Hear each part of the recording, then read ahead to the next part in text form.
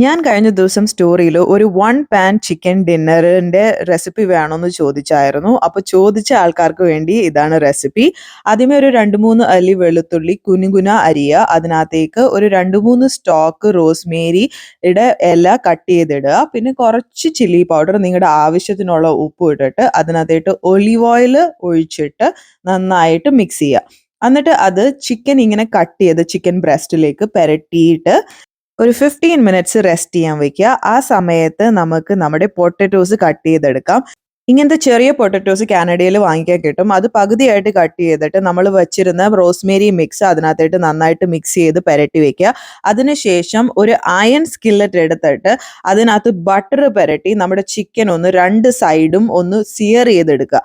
സിയർ എടുത്തതിന് ശേഷം പൊട്ടറ്റോസും മഷ്റൂംസും ആഡ് ചെയ്ത് 425 ഫാരൻഹീറ്റിൽ ഒരു 20 മിനിറ്റ്സ് ബേക്ക് ചെയ്തെടുക്കുക.